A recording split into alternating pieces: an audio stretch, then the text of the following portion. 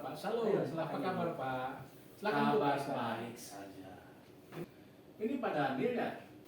Ya, Puji betul. Tuhan, yang Pak Daniel. Iya, saya Nama Pak kita Daniel. kok sama ya? Memang ini sebuah kebetulan yang aneh. Ya, malam ini kita bicara soal kontroversial. Kontroversial antara kaum religius dan juga kaum pendosa. Pasti ini menarik. Nantikan ya, beberapa saat lagi. Tuhan Yesus berkati kita. Shalom. Jumpa lagi kembali dengan saya, Pendeta Daniel S. Komesak. Malam ini kita akan berbicara soal tipu daya penampilan. Kita akan baca dalam Lukas 18 ayat 9 sampai 14. Dikatakan di sana, dan kepada beberapa orang yang menganggap dirinya benar dan memandang rendah semua orang lain, Yesus mengatakan perumpamaan ini. Ada dua orang pergi ke bait Allah untuk berdoa. Yang seorang adalah Farisi dan yang lain pemungut cukai. Orang Farisi itu berdiri dan berdoa dalam hatinya begini. Ya Allah, aku mengucap syukur kepadamu karena aku tidak sama seperti semua orang lain. Bukan perampok, bukan orang lalim, bukan pezina, dan bukan juga seperti pemungut cukai ini. Aku berpuasa 2 kali seminggu. Aku memberikan 1/10 dari segala penghasilanku. Tetapi pemungut cukai itu berdiri jauh-jauh, bahkan ia tidak berani menengadah ke langit. Melainkan ia memukul diri dan berkata, Ya Allah, kasihanilah aku orang berdosa ini. Aku berkata kepadamu, orang ini pulang ke rumahnya sebagai orang yang dibenarkan Allah. Dan orang lain itu tidak. Sebab barang siapa meninggikan diri, ia akan direndahkan. Dan barang siapa merendahkan diri, ia akan ditinggikan. Haleluya. Aku minta kepadamu ya Bapa, hati mengasihimu seperti Yesus. Aku minta kepadamu ya Bapa, hati menghormatimu seperti Yesus. Beriku hati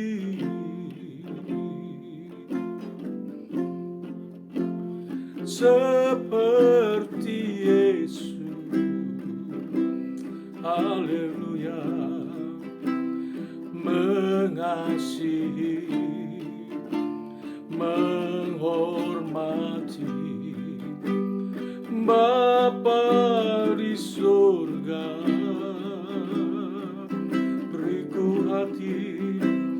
Beriku hati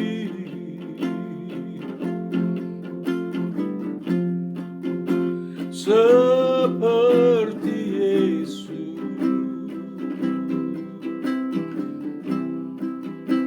Taat sampai mati di kayu salibnya. Haleluya. Kekasih-kekasih Tuhan, saat tadi kita membaca firman-Nya, ada dua pribadi yang masuk ke dalam bait Allah. Yang pertama disebut sebagai orang Farisi, dan yang kedua adalah pemungut cukai. Kedua pribadi ini mempunyai penampilan yang berbeda tentunya. Orang Farisi rapih, ya, bersih, pasti wangi, dan begitu enak untuk dipandang. Dan orang Farisi terbiasa dengan hal-hal yang religius. Setiap dia berada di pojok-pojokan jalan, dia berdoa di sana. Dan dia mempunyai jadwal ibadah yang padat. Tadi dikatakan 2 kali seminggu dia berpuasa. Tidak ada cacat secara moral dalam pandangan manusia. Perfect, sempurna dalam kacamata religius. Sementara kita melihat pemungut cukai ini dikenal sebagai orang berdosa. Karena dosanya itu sudah terbuka di depan mata manusia dan tidak dengan takut-takut lagi melakukan kejahatan. Dosa yang berhubungan dengan cukai. Dan itu dicap oleh masyarakat pada umumnya saat itu. Pemungut cukai itu adalah orang berdosa. Dengan kata lain, orang yang tidak berkenan, orang yang layak dihukum, orang yang layak dijauhi dari masyarakat. Dan kalau boleh, seperti doanya tadi orang Farisi, secara halus sebenarnya dia menyindir pemungut cukai ini, bahwa sesungguhnya dia nggak layak berada di dalam bait Allah. Yang layaklah orang Farisi. Di sini kita melihat penampilan yang berbeda dari orang Farisi dan juga pemungut cukai. Kalau dinilai secara penampilan, pasti orang Farisi dapat nilai 100. Dari ujung rambut sampai ujung kuku kakinya. Nyaris sempurna. Tapi orang pemungut cukai, dari segi penampilan, dari segi tampang, dari segi gaya, sudah kelihatan. Ini orang berdosa. Terbiasa dengan dosa. Kalau orang Farisi terbiasa dengan religius.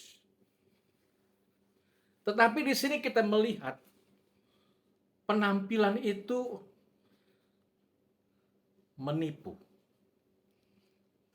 Ternyata orang Farisi ini dia tidak berada di wilayah dosa. Dia terbiasa berada di wilayah religius. Melakukan ibadah-ibadah, puji-pujian, dan mereka sangat melekat dengan Taurat, kitab Mazmur dan nabi-nabi, dan mereka mentaati hukum-hukum yang telah disepakati bersama. Tetapi Allah itu menilai hati. Allah nggak bisa disogok dengan penampilan yang bagus. Ini peringatan bagi kita, orang yang mempunyai posisi dan jabatan pelayanan, yang sehari-harinya khotbah, sehari-harinya ibadah, bahkan tiada hari bagi dirinya sendiri untuk santai dan rileks. Harinya hanya untuk Tuhan. Sementara di luar sana begitu banyak pemungut cukai. Mungkin mereka takut masuk ke gereja. Mungkin mereka takut masuk beribadah. Takut dengan sebuah penghakiman. Kadang-kadang orang menghakimi orang lain, ada yang terus terang menghakimi, tapi ada yang menghakimi dengan cara halus.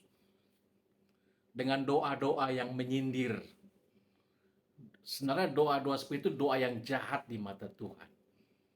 Karena anak Tuhan, hamba Tuhan, orang Kristen, orang percaya, harusnya penuh belas kasihan, bukan penghakiman. Bukan hak kita menghakimi orang lain. Kita bisa salah dalam menilai, karena kita belum sempurna. Penghakiman itu adalah haknya Tuhan. Kita nggak bisa melihat orang dari penampilan dia, atau dari kebiasaan apa yang dia lakukan. Tapi bagaimana hatinya, respon hatinya terhadap panggilan Tuhan. Ini bedanya di sini. Orang Farisi terbiasa dengan religius, tapi hatinya ada pemberontakan, ada ketidaktaatan. Mereka lebih menghormati adat, tradisi, adat istiadat daripada menghormati Allah. Tapi mereka melakukan sebuah ibadah-ibadah pelayanan. Entah untuk apa dan untuk siapa. Kita berdoa para pemimpin kita yang dipakai Tuhan, siapapun mereka di bangsa ini. Supaya mereka tetap rendah hati. Supaya mereka tetap di jalannya Tuhan. Supaya mereka tetap hatinya connect sama Tuhan. Dan dipakai Tuhan terus untuk menjadi saluran berkat. Kita berdoa supaya rekan-rekan kita yang sedang ada di puncak pelayanan tetap rendah hati, mengasihi Tuhan, dan mengasihi orang-orang yang terhilang, yang seperti pemungut cukai itu. Itu orang terhilang. Kita harus justru merangkul mereka. Bukan menjauhkan mereka dari persekutuan umat Tuhan, menjauhkan mereka dari hadirat Tuhan. Kita perlu introspeksi. Izinkan Tuhan untuk terus mengoreksi, membenahi hidup kita. Ibadah setiap hari sekalipun di gereja, pelayanan setiap hari pun kita lakukan. Itu nggak ada arti apa-apa di hadapan Tuhan. Tuhan tidak berkenan kepada korban persembahan. Tapi Tuhan berkenan pada hati yang hancur. Penampilanmu bisa menipu. Penampilanku bisa menipu. Siapa yang ditipu? Orang lain. Bisakah menipu Tuhan? Bisa. Karena di Maleakhi Tuhan berkata, kamu menipu aku. Dan banyak sekali peristiwa di Alkitab. Orang-orang berpikir Allah itu tidak tahu. Saya punya pengalaman itu. Orang yang sudah terbiasa dalam pelayanan, nyaris sesungguhnya masuk di dalam aliran suasana terbiasa. Terbiasa apa? Terbiasa yang disebut dengan rutinitas. Rutinitas ibadah pelayanan bukan sebuah jaminan. Tapi kalau orang itu melakukan dengan hati yang mengasihi, seperti pujian tadi. Orang melakukan dengan hati yang sungguh-sungguh menghormati Tuhan. Nilainya plus. Bagus itu. Kalau saya berbicara hal ini, bukan untuk siapa-siapa, untuk saya. Dan jika hal ini juga dirasakan bermanfaat untuk kita semua, kita bisa terima. Dan kita bisa serahkan hidup kita dalam tangan Tuhan. Setiap saat, setiap waktu kita datang kepada Tuhan, dimanapun, kapanpun, datang dengan hati yang hancur. Bukan dengan penampilan yang bagus, tapi hati yang hancur. Itu yang Tuhan suka. Bukan di Gunung Gerizim, bukan di Yerusalem, kau menyembah Allah. Tapi menyembah dalam roh dan kebenaran. Tuhan bicara kepada perempuan Samaria yang sudah dikenal dengan dosa-dosa yang dilakukan. Dan Tuhan mengoreksi itu. Dan untungnya perempuan Samaria ini mau bertobat. Nah, ini titik kritisnya di sini. Mau bertobat nggak? atau mau melanjutkan dengan kebiasaan-kebiasaan kemunafikan. Luarnya bagus, dalamnya busuk. Itu yang Tuhan katakan di Matius 23. Seperti kuburan, dilabur putih luarnya, dalamnya tulang belulang. Kita nggak mau seperti itu. Kita mau menjadi persembahan yang hidup, yang kudus, dan yang berkenan kepada Allah. Itu yang menyukakan hati Tuhan. Itu korban ibadah yang sejati. Haleluya. Tuhan Yesus baik.